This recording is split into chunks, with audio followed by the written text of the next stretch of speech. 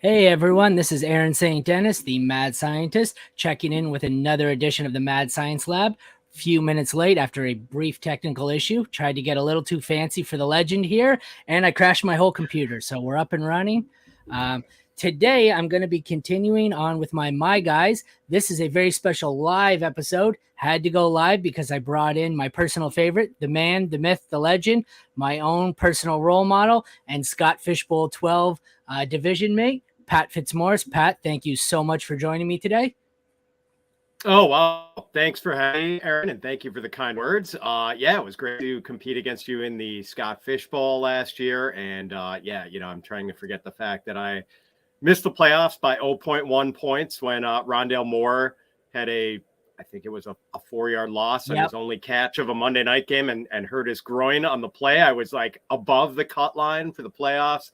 Missed it on that one of the worst beats I think I've ever had in fantasy football. But, as you can tell, I'm totally over it. Yeah, I can see that. Not stewing at all. I missed by 0.39, I think, so I was just one below you. Oh, man.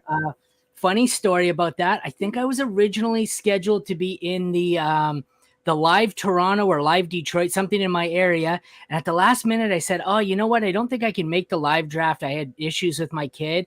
And then I was just flipping through and I was trying to do a tweet that was, here's where, this bracket has these analysts, the big name guys. And I came through and I looked and I said, oh my God, Pat Fitzmaurice has like 6 open spots in his division. Click, click, click, get me in there, get me in there. And sure enough, they let me in. I said, all season long, my friends at work, I said, at some point, I think it was week 8, I said, I get to play Pat Fitzmaurice in a fantasy matchup head to head. I get to play him. It got there. Week 8 came. I got beat like I stole something. It was thoroughly humiliating all week long. They said, oh, you must have got killed. You didn't say anything. Every player was hurt. Every player was terrible. And I think you beat me by 150. It was really impressive. Oh, my goodness. That had to be one of my few good weeks of the year, Aaron. I'm sorry I saved it all up for you that week. Yeah, I spent the whole week promoting it on Twitter, live updates against me against the legend Pat. And then the live updates ended after about the 1:00 games when I said, well, shit, this is humiliating. I think we're just going to move on. So sometimes you get to face off against your idols and sometimes Michael Jordan just schools you. And that's what happened here. I got absolutely destroyed. Worst week of the year. And I was dead. So, well, thanks, Aaron. That's the only time in my life I'll ever be compared with Michael Jordan. I appreciate that. I think I've made the comparison several times. So you are by far my favorite in the space. And so, like I said, when there was a spot in your division, I flipped to it quickly. For those of us who are living under a fantasy rock and don't know where to find you, you want to tell everyone where they can find you?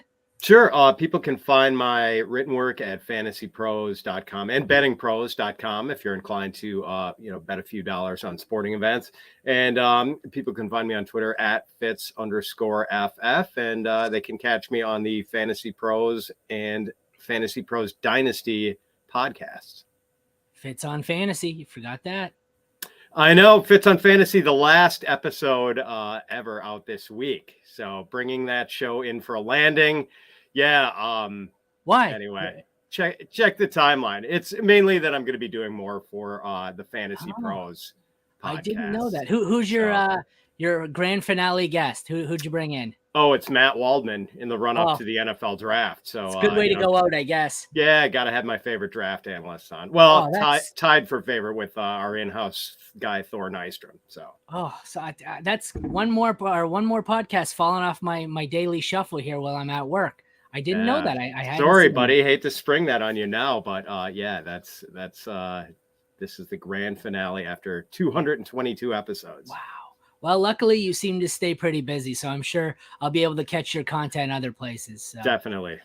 All right, without further ado, let's get into it here. Your first guy, if I can bring it up on the screen, is going to be Ole Miss wide receiver Jonathan Mingo, checking in at 6'2", 220 pounds, with an impressive 4.46 for his size. What is it about Mingo you liked? He's been someone, skyrocketing up my boards, but you seem to be the only person who's mentioned him. Yeah, so in a class full of smaller slot guys, smaller flanker types, Aaron, Mingo is like one of the bigger dudes in this class, and he plays big, man. He is a bully. He is really good against press coverage, uses that big frame to shield off defenders. And best of all, man, he is just tough after the catch. Like, he is really hard to bring down. So that's why with the comps, I mean, I think the one that pops immediately to mind is Anquan Bolden. Oh, that's a good one. I've heard. Yeah, that. And Bolden was a second round pick, which is quite possibly where Mingo ends up going in this draft. And I don't think anyone was expecting a 101 catch rookie season out of Anquan Bolden. I'm certainly not predicting that for Mingo, but man, I do think he's got that same sort of potential to do damage after the catch, where just, scheme ways to get him the ball on shorter stuff, and let him do damage. Another guy kind of reminds me of, and this might be lost on some of your younger viewers, but I'm a Green Bay Packers fan, and the Packers had a guy named Sterling Sharp way back in the late 1980s. And I think Sharp was like probably the toughest wide receiver to tackle with the ball in his hands I've ever seen. I mean, he was that long ago. I was born in 84. I feel like, was he on some of those mid 90s Super Bowl teams? He did not make it as far as the Super Bowl. Unfortunately, no. He had to retire. I think he was still like in his late 20s when he had to retire due to a neck injury. So he didn't have a long career, but man, he was, right in the early part of the Brett Favre era is when Sterling Sharp was sort of at the height of his powers. But yeah, and Mingo, I guess the knocks on him are that he never had more than 861 receiving yards or 5 touchdowns in college. He was only second on Ole Miss last year in receptions and receiving yards behind Mississippi State transfer Malik Heath. But I mean, I think there's the potential for more here. I thought it was kind of interesting that Peter Schrager of NFL Network had Mingo going to the Saints at the bottom of the first round in his latest mock draft.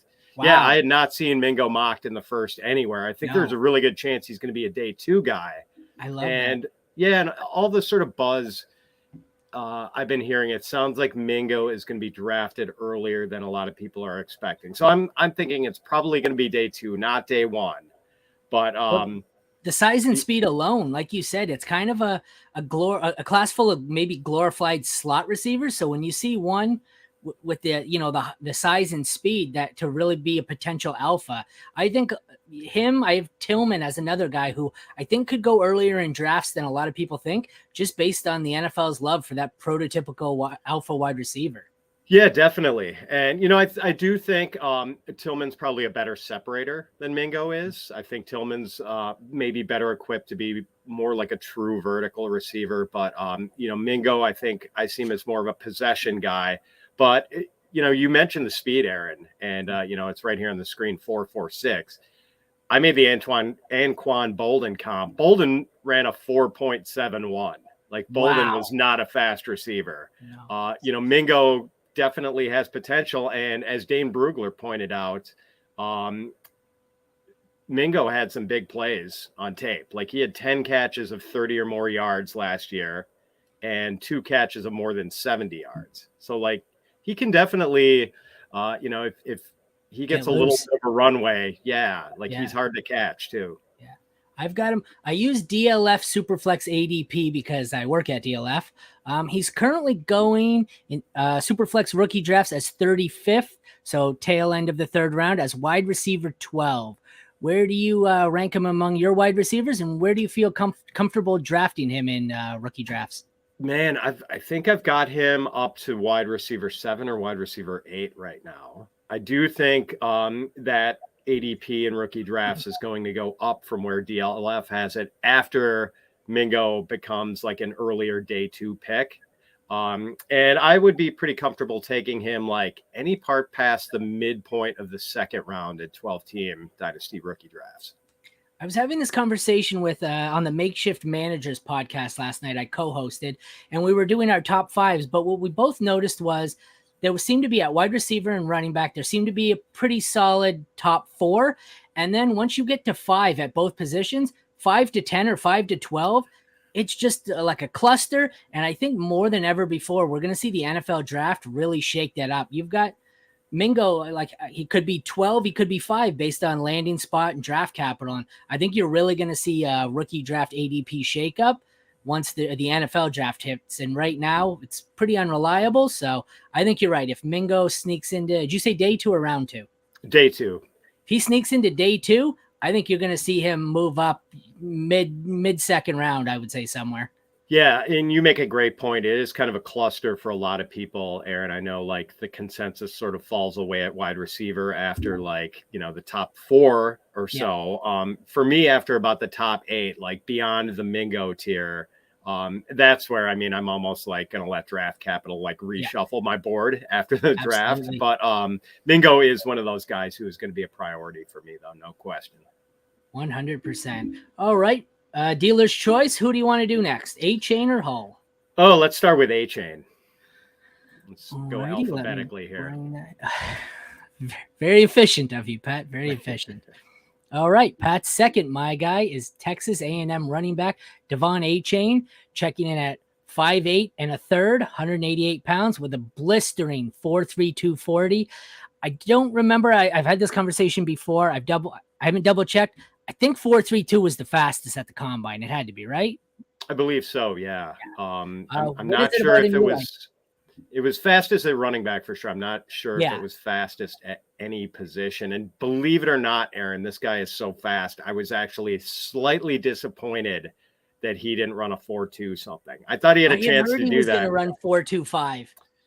Yeah, man. Like this dude is, crazy track speed. I think he's run the 100 meters in 10.14 seconds and the 200 meters in 20.2 seconds. So this dude can absolutely fly. He's currently going as RB4, 14th overall. That's pretty high. I wasn't expecting that. You're not worried at all about his size. Like I know he's got blistering speed, but 5'8". I've seen 5'9" on some. That's, that seems to be the major concern for most people with A-Chain. Yeah, worried, no. Although I think we have to acknowledge that at that size, he is not going to be a, 20 carry a game, Jonathan Taylor style workhorse. But then again, those guys are exceedingly rare in the NFL these days. 3/4 of the teams in the league are running committees rather than having one guy be the designated workhorse.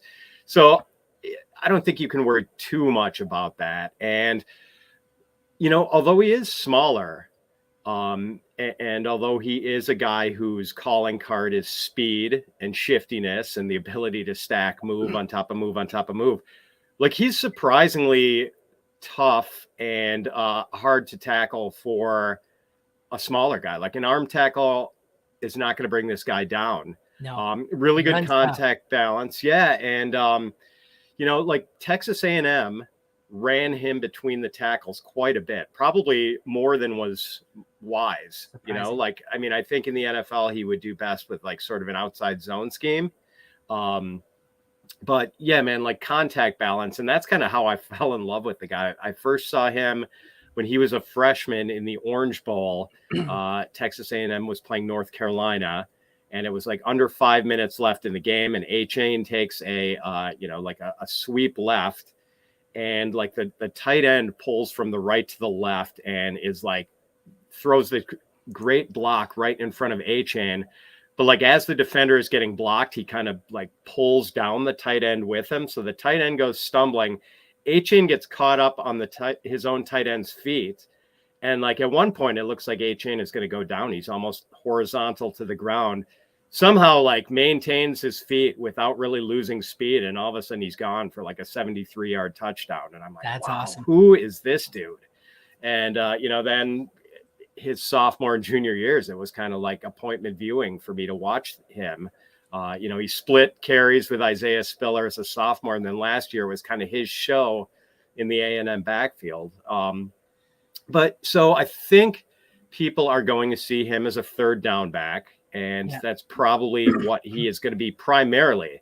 But, I could see him having this sort of Jerick McKinnon type role And also Jerick McKinnon type impact from last year when McKinnon was like becoming this touchdown machine. It was like getting into the end zone every week.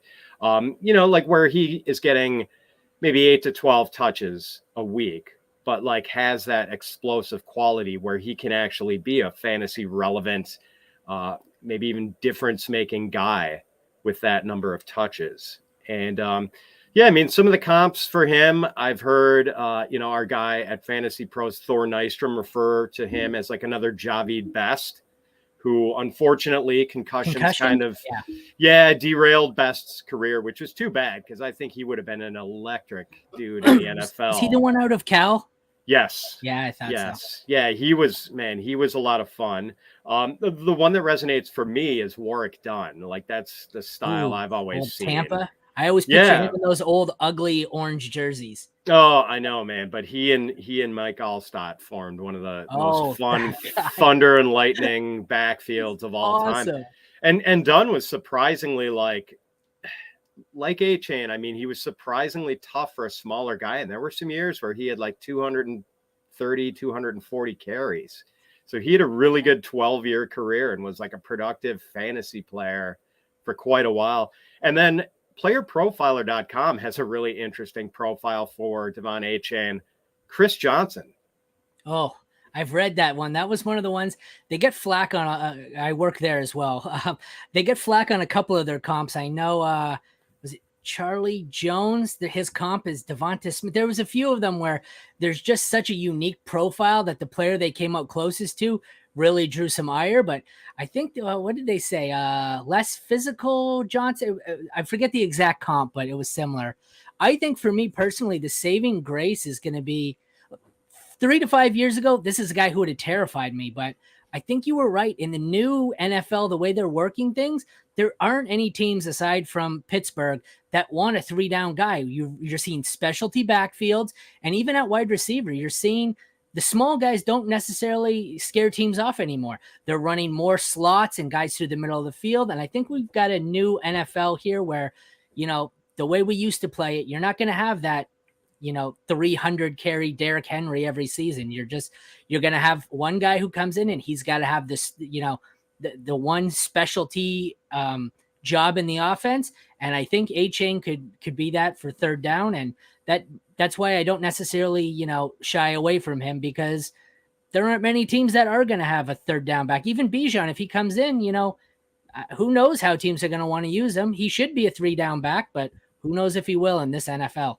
Yeah, and if you are going to get committee usage, Aaron, and that's a great point you make, do you want the guy who's going to get you those 8 to 12 touches a game and give you 3 or 4 yards per crack as a runner, as an early down guy? Or do you want the guy like A-Chain who in his 8 to 12 touches, he's going to have some receptions, and if you get him in space and he breaks a tackle, all of a sudden you get a 70-yard touchdown and he makes your week in one play. Especially in PPR, he's definitely, those extra catches. Even if he doesn't break one off, it seems like he has, I know this is going to sound weird, seems like he has a safer floor just because of the pass catching. And he's another one where I think he might go earlier than expected, because the running backs, just like this wide receiver class, they all have their 1 or 2 skills, but they've all got flaws. There are very few, aside from Bijan, there are no flawless prospects in this rookie class. So I think he could go higher than expected. Yeah, and NFL teams love speed, and A-Chain also offers some kick return ability too, which NFL teams are going to like. He's one where I could be scared off by landing spot or capital. I don't want to see him go. You know what? I don't know if this one's a nightmare, if it could work out, but I know the Patriots, everywhere they went, the Senior Bowl, they always wanted to have the pass catching running backs with speed.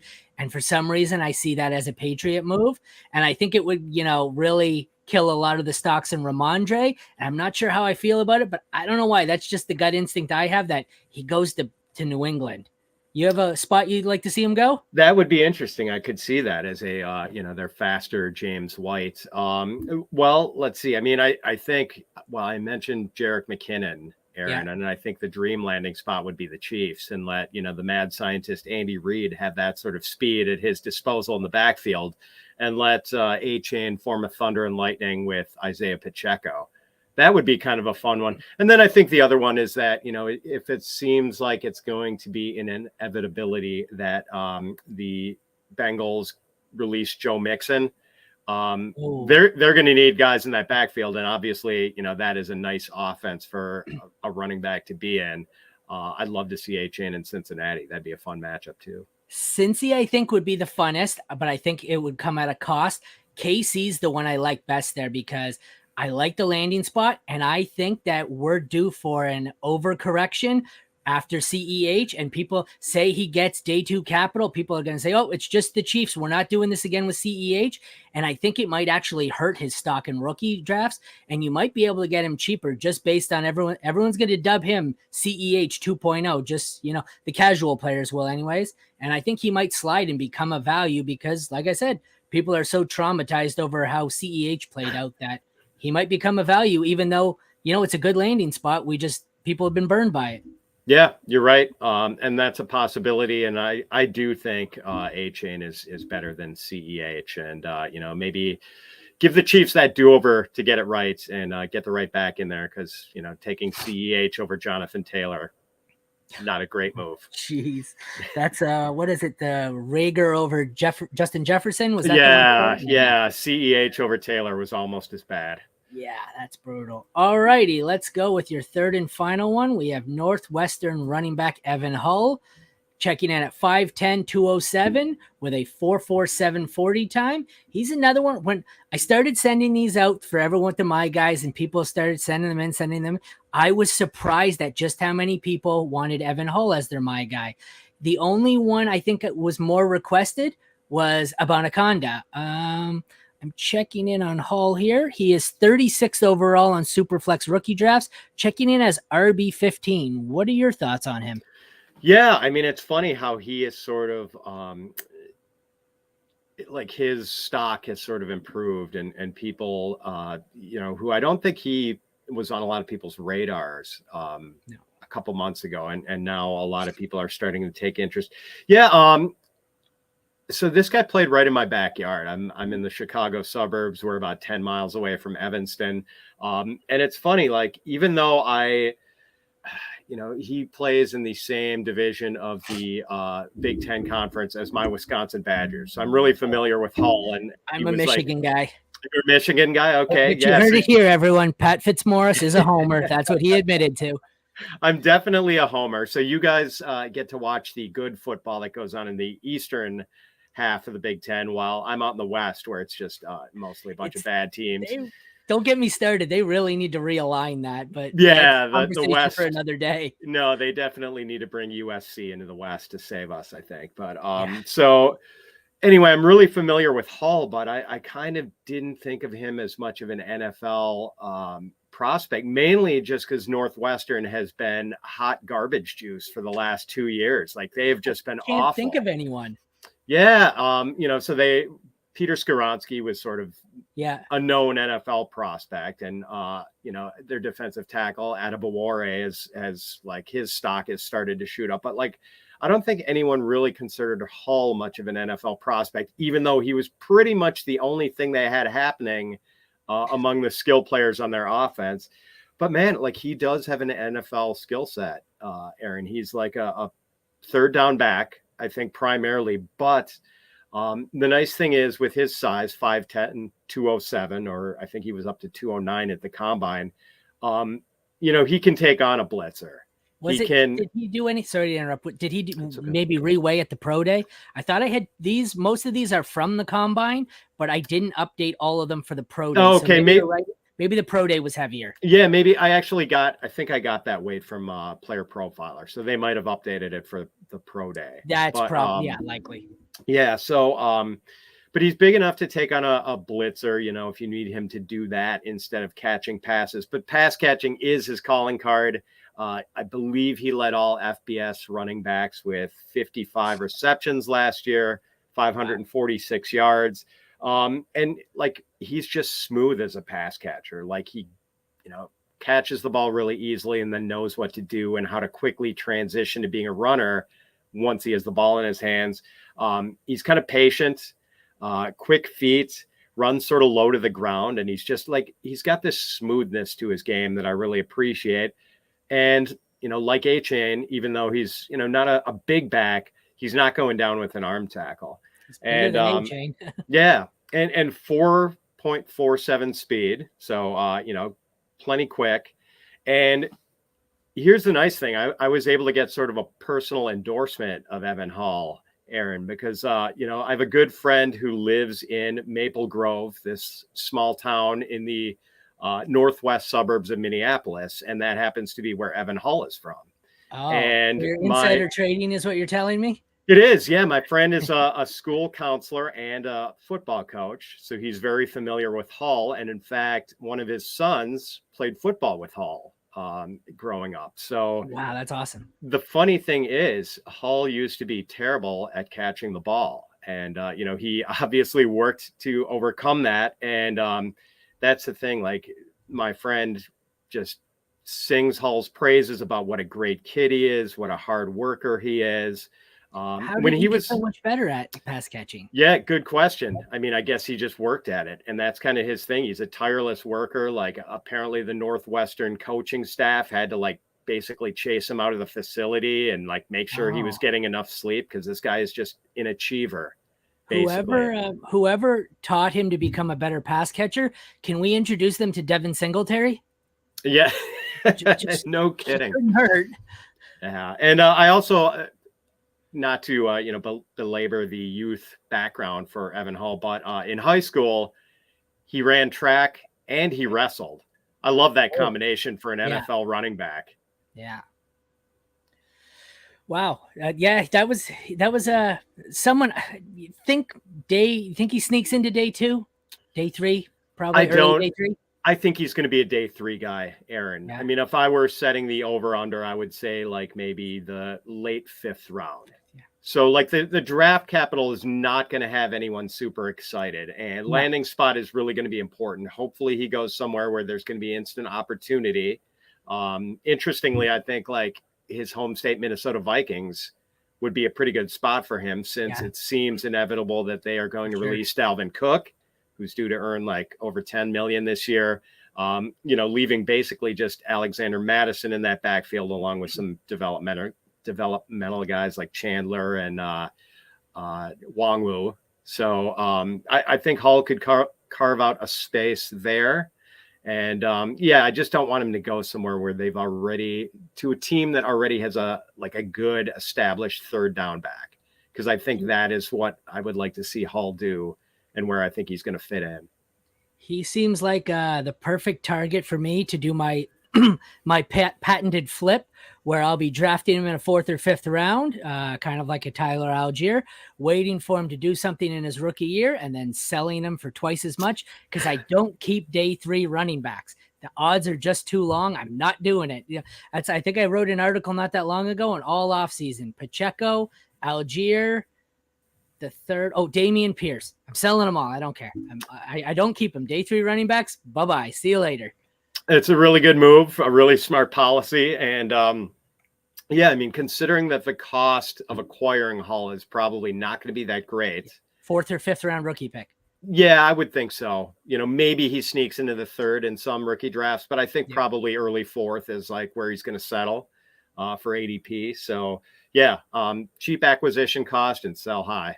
Exactly. Perfect. Well, Pat, that was great. Thank you very much for, giving me your My Guys. It was a real pleasure. I'm glad to finally meet you face to face after all those chats in our Scott Fishbowl group. We had the one guy in there, didn't even know who he was.